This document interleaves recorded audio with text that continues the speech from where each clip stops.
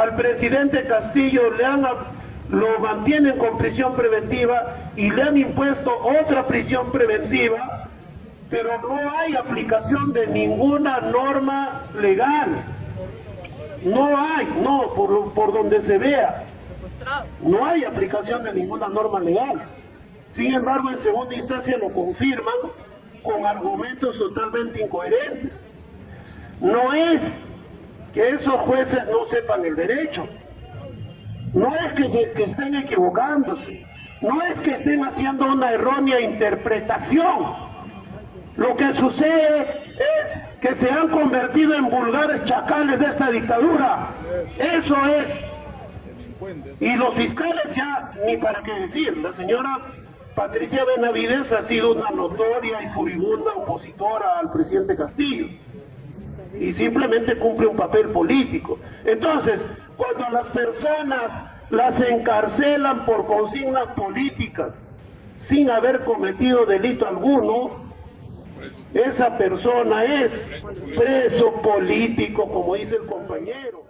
Destapó toda la mafia. Wilfredo Robles Rivera, valiente abogado del presidente Pedro Castillo, envió contundente mensaje y aseguró que en nuestro país no existe el Estado de Derecho. Esto porque no respetan las normas legales y, valiéndose de eso, siguen manteniendo preso al maestro Chotano. Y es que jueces y fiscales se habrían convertido en vulgares chacales de esta dictadura, decididos a mantener encerrado a Castillo. Esto siguiendo las órdenes de la dictadura de la tirana Dina Boluarte, a pesar de que no ha cometido delito alguno, convirtiéndose así en un preso político. Poder Judicial es el chacal de la dictadura. Siempre pregunta, sigue cerrada la clase, dice, ¿no? Y digo, sí, lamentablemente, pero los hermanos ya han buscado ahí un espacio al frente, ¿no? Y siempre está pendiente, ¿no? Y bueno, también para informar respecto a la tarea que fuimos a cumplir por encargo del Comité por la Libertad del presidente Pedro Castillo Terrones. Fuimos a Ginebra, Suiza, donde se encuentran localizados los organismos de derechos humanos de las Naciones Unidas. Y fuimos por el motivo de que, como ya sabemos, queridos hermanos, acá en el Perú no existe Estado de Derecho. Y esa debería ser la palabra o la pregunta clave para todos aquellos supuestos afamados juristas que van a declamar ahí a los medios de comunicación de la derecha, ¿no? A decir algunas palabras para pretender justificar lo injustificable, ¿no? Hay Estado de Derecho en el Perú y los hechos demuestran que no hay Estado de Derecho porque no se respetan o no se aplican normas legales. Al presidente Castillo lo mantienen con prisión preventiva y le han impuesto otra prisión preventiva, pero no hay aplicación de ninguna norma legal. No hay, no, por donde se vea. No hay aplicación de ninguna norma legal.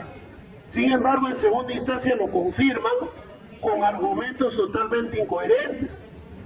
No es que esos jueces no sepan el derecho. No es que estén equivocándose. No es que estén haciendo una errónea interpretación. Lo que sucede es que se han convertido en vulgares chacales de esta dictadura. Eso es.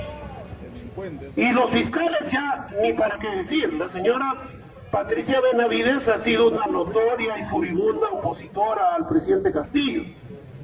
Y simplemente cumple un papel político. Entonces, cuando a las personas las encarcelan por consignas políticas, sin haber cometido delito alguno, esa persona es preso político, como dice el compañero.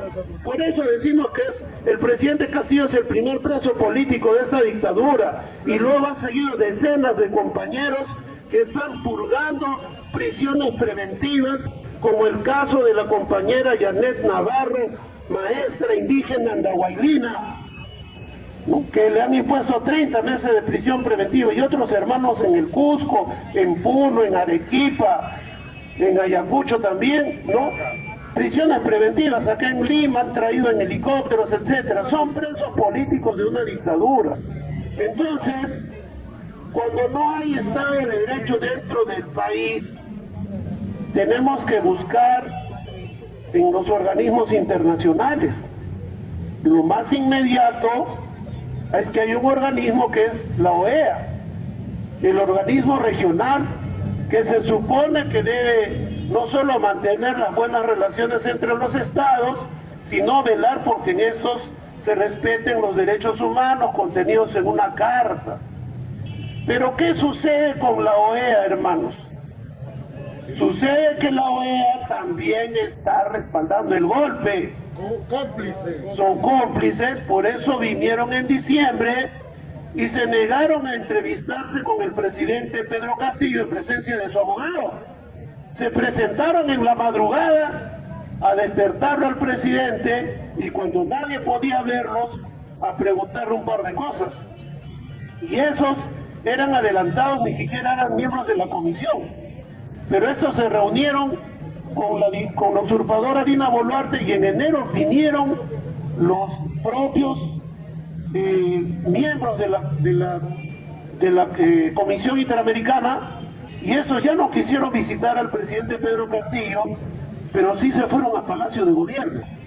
Y finalmente dieron declaraciones en este sentido, condenando las protestas, diciendo que estas habían de generar violencia. ¿Qué hay más violento que acabar con la vida de las personas? Claro, pero sin embargo decían ellos que los hermanos que protestaban eran violentos. Y el gobierno que asesinaba, ¿qué cosa era? No, o sea, realmente parcializados. ¿Y por qué? ¿Por qué sucede esto?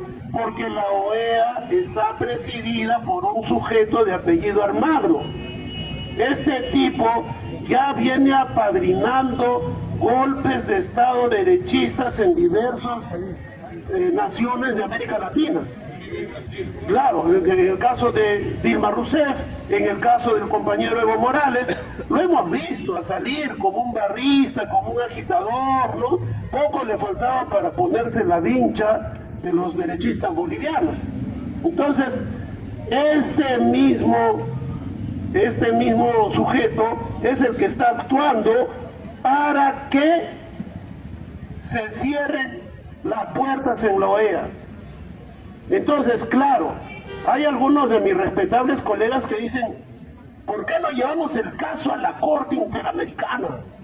Interesante, colega, pero te estás olvidando que este caso, más que político, más que jurídico, es político. Es político. Y simplemente quien presenta los casos ante la Corte es la comisión. Pero si tienes una comisión manejada por Almagro, una comisión que mientras le da medidas de protección a la fiscal de la dictadura, se las niega al presidente Pedro Castillo, que mientras le da medidas de protección a la dictadura, ¿acaso le ha dado medidas de protección a los familiares de los asesinados? Claro, entonces ya pues esta Comisión Interamericana de Derechos Humanos es una especie de cuellos blancos de América, del continente. Entonces, estos están apañando el golpe, apañando la dictadura. Entonces, habiéndosenos cerrado las puertas dentro de la jurisdicción interna y dentro de la jurisdicción regional, es por eso que hemos acudido a las Naciones Unidas. Yo escucho ya comentarios de algunos colegas, me dicen, oye, compañero Wilfredo, por ahí un abogado, un colega tuyo dice, ¿por qué te has saltado? Te has saltado y te has ido de frente a la ONU. Ahora has cometido un error, dice, y debiste irte a la OEA. Pero la OEA ya no cerró las puertas. Entonces hemos ido a las Naciones Unidas en el contexto del 37 rol de sesiones del Comité de Derechos Humanos y hemos acudido a todas las sesiones, a todas las audiencias formales e informales y hemos logrado que se pueda admitir no solo el caso del presidente Pedro Castillo, sino una serie de atropellos, de hechos de violación de derechos humanos, como es los casos de los hermanos asesinados, los casos de la detención en pleno de la Junta Directiva del Frente de Defensa de Ayacucho, el caso del allanamiento brutal que hizo la dictadura en la Universidad Nacional Mayor de San Marcos. Pero eso no es gratis. Cuando nosotros llegamos, los expertos, los relatores, se sorprendían y no podían creer cómo acá estas bestias nazis detienen a las compañeras por traer una olla con comida, detienen compañeras por traer botellas de agua, y no podían creerlo, y lo que más cuestionaban era que muchos sudamericanos, incluso peruanos, radican allá y dicen, oye, pero ¿por qué ellos no presentaron nada? Pero esos hermanos luego, esos amigos, no han presentado nada, pero bueno, ahora ustedes lo están presentando, y hemos podido ver en las audiencias cómo los expertos han interrogado, han interpelado a los representantes de la dictadura, quienes no podían responderles por qué están usando armamento de guerra, por qué no hay investigación contra ninguna persona en concreto. Le preguntaban los expertos, y estos expertos, algunos han sido jueces supremos, uno en España, otro ha sido el fiscal general de Portugal, el otro ha sido presidente de la UNICEF, un puertorriqueño, costarricense, y le preguntaban, dígame, señores de la Fiscalía, ¿cuántas investigaciones hay por los hechos que se están dando en el Perú? Y claro, la fiscal de la dictadura ahora se esconde, vive escondida, y mandó a una de sus adjuntas y dice, tenemos más de 400 investigaciones. Ah, muy bien. Y dígame, ¿solo son manifestantes? ¿O también hay policías, militares, funcionarios? Dígame si alguna de estas investigaciones es sobre la muerte. Y si esas investigaciones, porque acá en esa fiscalía que está acá en Carabay, en la cuadra 4, dicen que ya iniciaron investigaciones, pero el fiscal portugués Santos País le dice, ya, y dígame usted, ¿contra quiénes? No hay un investigado en concreto, dice contra los que resulten responsables. O sea, para ellos nadie. Ese es un encubrimiento, es una tapadera. Y entonces decía, especifíqueme de cada victimado, quién concretamente está siendo investigado. Y se quedaban callados, no tenían respuesta. Y les dice, a ver, le pregunta el experto Rodrigo Carazo, al presidente Castillo, para hacer la vacancia, ¿se respetó el reglamento del Congreso? Claro, pero ellos decían, ¿sabe qué, señor experto? Todo el mundo sabe, y entonces pero todos saben que Pedro Castillo ha dado un golpe de Estado. Dice, señor ministro de Justicia, le estoy preguntando, ¿respetaron el reglamento del Congreso? Y yo vuelvo a decir, ha habido un golpe de Estado. ¿No entiende usted? Entonces, dice, bueno, simplemente no tengo respuesta. Entonces, esto ha sido bueno, compañeros. Y ha sido bueno, y no es una labor individual. No es simplemente la labor de un abogado o de un equipo de abogados. Es la tarea que todos en conjunto hemos sacado adelante, compañeros. Por eso, nuestro agradecimiento a cada uno de quienes colaboraron, ¿no?, juntando de sol a sol para cubrir los pasajes. Y es tan dura esta lucha que llegamos allá incluso con la incertidumbre de tener a dónde llegar, ¿no? Mientras la canciller de la dictadura llegaba al hotel, hay un hotel allá que se llama Presidente, ¿eh? Solamente me tomó una foto afuera nomás. Bueno, entonces incluso no teníamos la certeza, porque no alcanzaba, pero teníamos que hacer esa tarea, compañeros, y teníamos que asumir la actitud de nuestros hermanos que vienen del sur y no saben ni dónde se van a echar a dormir. Teníamos que asumir ese espíritu, porque es similar, es una tarea similar.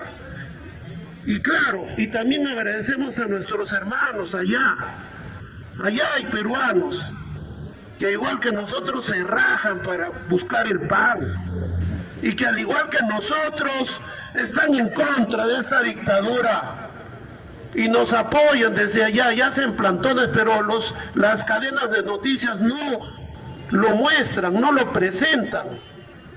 Y de esos peruanos vinieron a decirme, no tienes por qué quedarte a dormir en la banca, vamos, ¿no? Y entonces ahí empezó nuestra labor.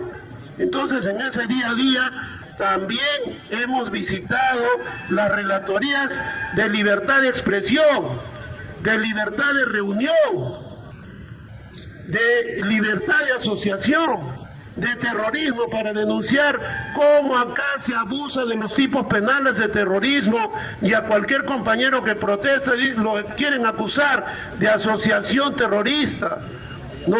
Cómo en libertad de expresión no nos permiten salir a expresarnos, pero sin embargo los medios al servicio de la dictadura sí tienen carta blanca para difamar, para enlodar a las personas y estigmatizarlas. Entonces hemos ido a las diferentes relatorías. En síntesis, queridos hermanos, gracias al esfuerzo conjunto nuestro y nuestra tarea ha tenido ese resultado. Hemos abierto una ventana en los organismos de Naciones Unidas. Ahora tenemos una tarea más grande, y es llevar todo el material que evidencia no solo las muertes, los heridos, los detenidos, cuando nos han llevado a muchos de ustedes, hermanos, a esos campos de concentración, 48 horas para votarte y decirte, no, solo quería identificarte. Pero ¿qué identificación si te estoy mostrando mi DNI a la hora que me estás metiendo con palo ahí al bus? No era para identificarte, queríamos verificar si tienes requisitorios, ¿no? Entonces, todos esos hechos tenemos que documentarlos y tiene que llegar allá la información. Entonces, en el transcurso de los meses, estos organismos emitirán opiniones que consideramos van a recoger en buena cuenta la realidad que se vive acá de una violación sistemática de derechos humanos, y eso va a servir para la libertad del presidente Castillo y los demás compañeros, y también para que se restituya la democracia. Y la democracia tiene que ver con algo fundamental, voluntad popular. Y acá en el Perú no se ha respetado la voluntad popular por parte de los perdedores derechistas. Por eso que desde el 20 de julio del 2020, en que Pedro Castillo fue declarado ganador, nunca lo aceptaron y terminaron revocando eso con un golpe parlamentario. Entonces, compañeros, hay toda una serie de tareas que hacer. Eso no implica, esa tarea formal no implica en modo alguno dejar de lado el escenario principal de esta lucha. Las calles, las plazas, las carreteras. Allí están los principales, los abogados, los defensores de primera línea del compañero Pedro Castillo y de la democracia. Nosotros, modestamente, lo que aportamos es la parte técnica formal. No somos nosotros la vanguardia. Esta lucha no está centrada en un staff de abogados, sino en una masa combativa, movilizada, que no está dispuesta a ceder a que estos canallas sigan teniendo en sus garras nuestra patria. El pueblo quiere rescatar su patria para construir un Perú para todos, para todos. Y no vamos a cejar en esta lucha. Entonces,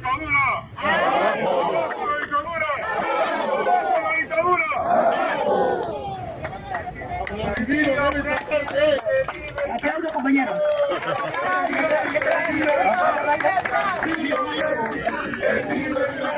Castillo, presidente, libertad.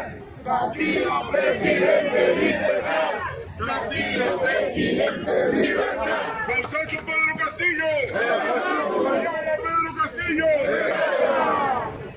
Señores, hay que cuidar al presidente que está ahora. Vladimiro Montesinos se es acostumbrado cuando con Velasco Alvarado, con bala envenenada lo ha metido y ahí, con acuerdo con Bermúdez, llevó a Estados Unidos, regresó para morir. Cuidado, Estados Unidos. Gracias, compañero.